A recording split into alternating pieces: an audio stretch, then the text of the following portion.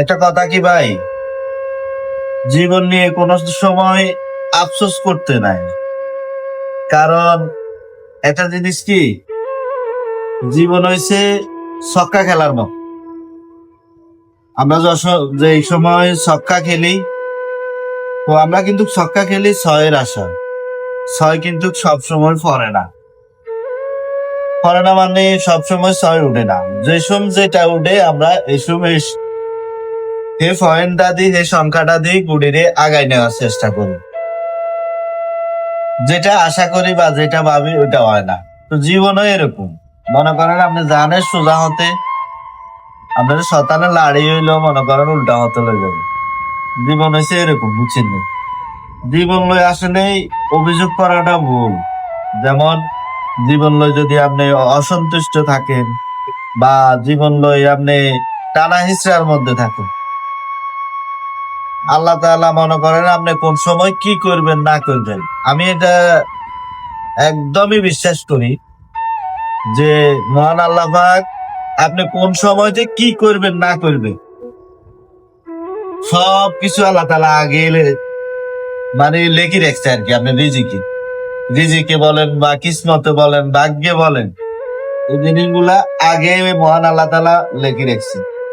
তো লেখি রাখবার কারণ হচ্ছে আমরা জন্ম হইবার আগেই এই জিনিসগুলা নাকি আল্লাহ তাআলা রিজিকের মধ্যে দিয়ে দিচ্ছে।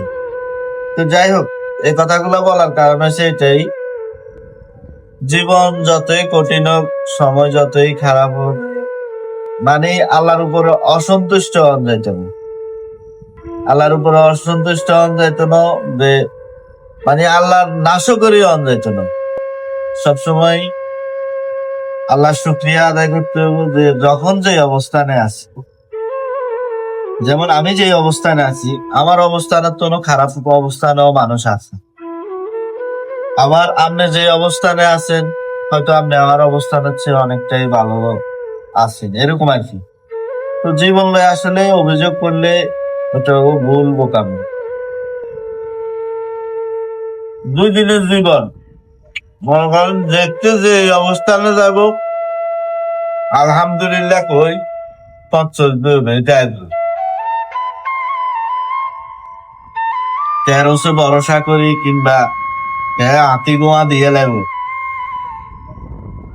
এসব চিন্তা করলে মানে জীবন চলতো না। তো যাই হোক, আমরা আগে সুখ দুঃখ শেয়ার করি। তার কারণ হচ্ছে আপনারা ছাড়া ভালোবাসার মানুষ আর আছে কি? দিন শেষে আপনারা এই ভিডিওর মধ্যে লাইক দেন, কমেন্ট করেন, ভালো মন্দ জিজ্ঞান, আত্মকায় জিজ্ঞান না, বুঝলেন না? কথা বলতে বলতে ভাত খেলেন, আপনারা কি ভাতটা খেয়েছেন? এটা মূল রেস্টুরেন্টে, তারপরে আরো আইটেম আছে কা শাকভাজি, ভর্তা, বুঝলেন, মূলের গোস্ত দিয়ে আলু দিয়ে। তো যাই হোক, দিন শেষে আপনাদের কাছে দোয়া চাই আর কি।